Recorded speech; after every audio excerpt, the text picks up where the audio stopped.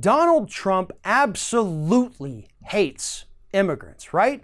Well, except for the illegal ones that he hires to do demolition projects for him in New York, or the ones that show up here on visas to work the summer in Mar-a-Lago. But other than that, he totally hates immigrants. In fact, he hates immigrants to the point where he had his own administration bury a report showing that, guess what? Immigrants actually contribute more to the U.S. economy than they take away from it. According to a draft of this report, which was recently leaked to the New York Times, the Trump administration found that, on average, immigrants into the United States over a 10-year period created a $63 billion economic boom for this country. There was a cost to have these people in this country, and then there was the benefit of how much they contributed. And overall, it was a net gain for this country of $63 billion.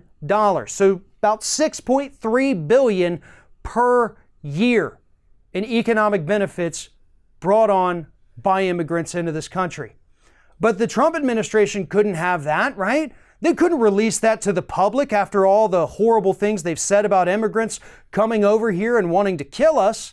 So instead, they buried that information and instead released a report that was less than 3 pages that only talked about the cost of immigrants in this country and did not once mention a single penny's worth of benefits that these people bring in.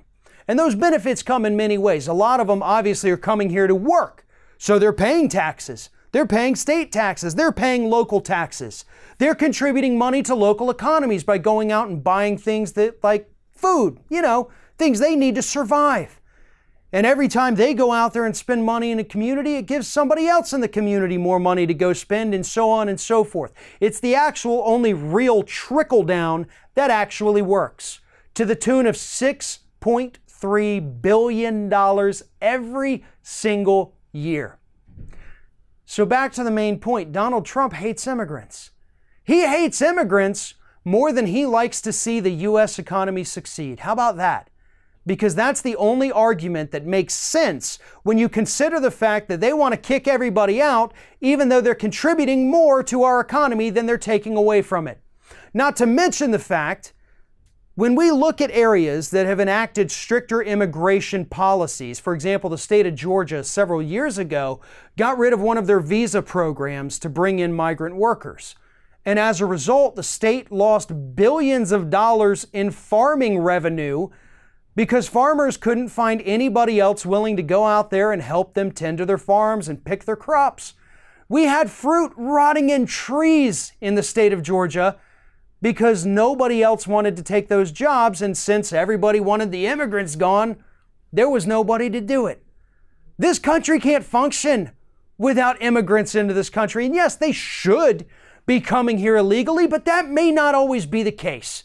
Yes, we should keep out horrible people, but we've got enough horrible people here in the United States that we're not doing anything about either. So why discriminate at this point, right? We need immigrants in this country.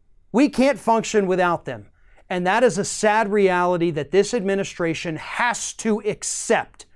But they never will, because they still think this is a winning issue for them in this coming midterm election. It's not. It's going to cost them dearly.